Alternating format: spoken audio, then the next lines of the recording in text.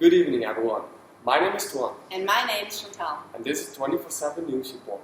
Today we have a special edition about Nike and the expansion in China. Before we start with this interesting topic, we will provide you first with some general information about the company. So, Nike's business activity is designing, developing, and worldwide marketing and selling of athletic footwear, equipment, accessories, and services.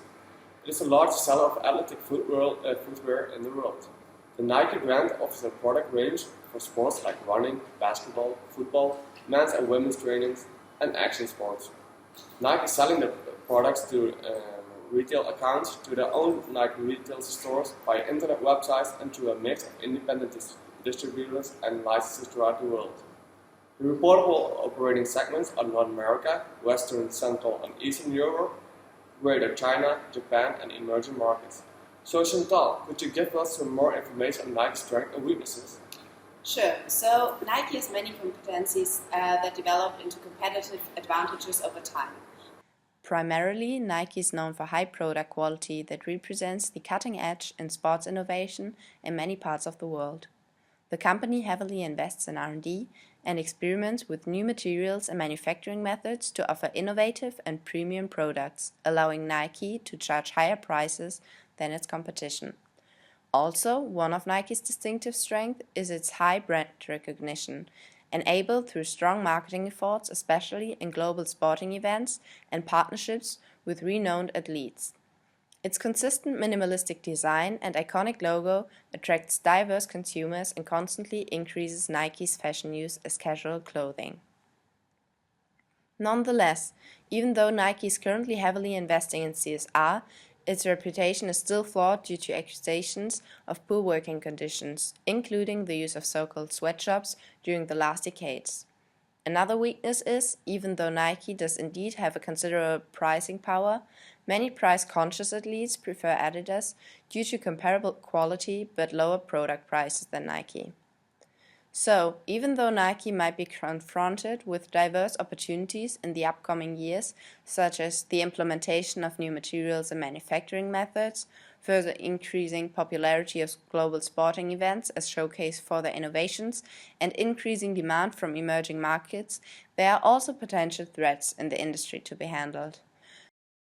So, to identify Nike's position and its expansion to the Chinese market, a deeper look into the industry is needed.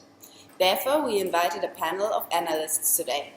First, we are happy to have a live connection with Dr. McLeod, an industry expert who will share with us insights about the Chinese sports apparel market.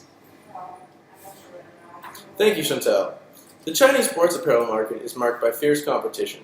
Alongside Nike, global companies such as Adidas, Under Armour, and Lululemon, as well as domestic brands such as Li-Ning and Anta, are vying for greatest market share. Despite being the local market leader with 12.1%, Nike has been losing ground to its largest rival, Adidas, which is up to 11.2%. In fact, Adidas has surpassed Li-Ning, which held second place in the race for the Chinese market back in 2009. The rise of the new domestic and global companies is also a concern to Nike. For instance, Under Armour entered the Chinese market in 2011, and despite slow domestic growth, on a global scale, Under Armour has captured 2 to 3% of the market in its 14 years leading up to 2010, an impressive feat considering the company's youth in comparison to Nike. Nonetheless, this company, as well as other smaller domestic brands, do not pose any serious threat to Nike's dominance in China. In the 2000s, domestic sports apparel firms had an average lifespan of only a year and a half. Additionally, there are relatively high costs for firms to enter this market, not to mention the fierce competition that exists. Nike also faces competition from factories producing knockoffs of its own products as well as the products of its competitors. These knockoffs offer consumers cheap alternatives to the real thing. Additionally, the quality of these knockoffs are forever increasing. While this may pose a threat, in other smaller Asian markets, China's tremendous growth has led to increased spending on brand name products. The Chinese culture towards brand sensitivity and showing off will likely be to Nike's advantage. Its strong global brand will be highly sought after. From a cost perspective, Nike holds much power over its suppliers. With over 900 suppliers in 50 countries operating at any point in time, No single manufacturer has any large power over Nike. Of course, some factories produce much larger quantities than others, and these do hold more power over the corporation. Nonetheless, averaged out, Nike holds most power. Now, where the Chinese market may pose problems to Nike is in recent consumer trends. While the Olympic effect increased the demand for sportswear, since 2010, the Chinese market has shifted its interest from purely sports apparel to more functional and stylish clothing. In this field, Adidas has historically been seen as having the most fashionable apparel. Its clothing is more casual and geared towards a younger, more youthful clientele. To combat this, Nike has started collaborating with fashion designers to develop more fashionable sports products to satisfy the growing trend towards fashionable sports. If this attempt fails, of course, Nike stands to lose some of its market share, as consumers may have very low costs of switching to competitors' brands. So unless consumers are adamant about wearing the Nike swoosh, consumers can find similar products at similar prices elsewhere. Nike will have to continue to focus on product differentiation to make its products truly unique and different. Thank you. Thank you, Dr. McLeod. Now we have another live connection with a news reporter from China to tell us more about Nike's performance in China. Hi, Ms. Stan. So we were wondering, could you tell us a bit more about how well Nike is performing in China? Hi, Toyn and Chantel. The Chinese market has been one of Nike's most profitable markets. Nike predicted sales growth to double to $4 billion in 4 years. However, sales in China fell for 5 straight quarters till early 2015. The reason for the slump could be mainly wrong marketing strategies that are not fit for the culture in China. Nike positions itself as a premium brand and focuses a lot on cutting-edge sporting technology, especially for footwear and also sponsorships of athletes. This is because these are Nike's comparative advantage in the North American and European regions. However, Chinese consumers mostly see it as a recreational activity and not something serious.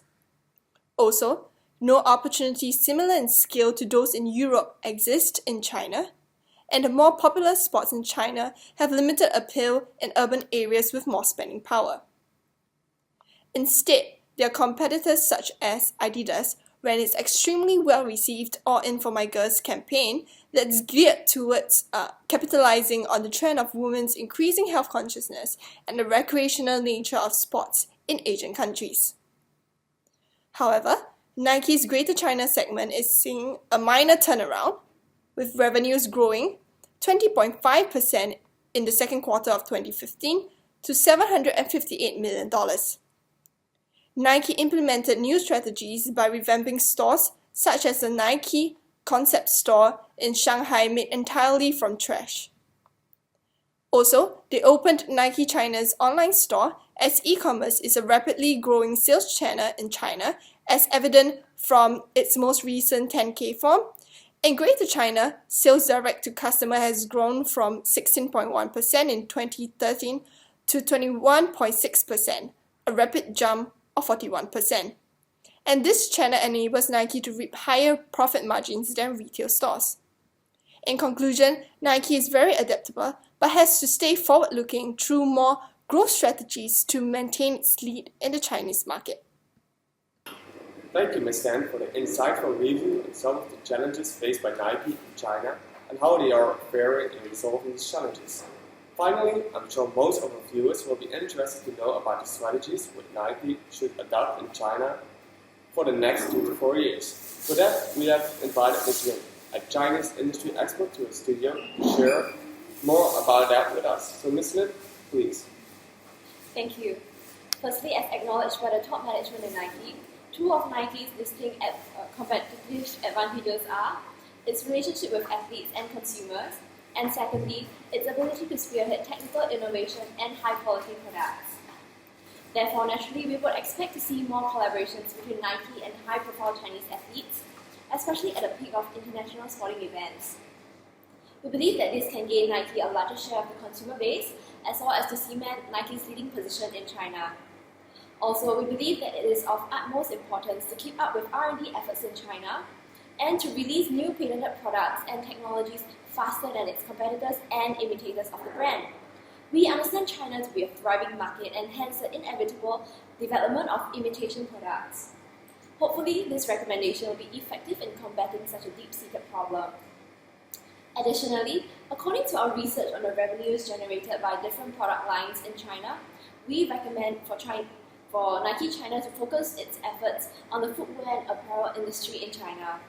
Revenues by footwear occupies the most part of the revenue figure from Nike's China operations, 61.5% in 2014. The apparel line has commendable results as well, capturing 33.7% of Nike's revenue in China in 2014. The other line that Nike specializes is equipment. However, we would not advise for China to focus resources on the equipment market in China, as Nike does not have a strong niche in that industry.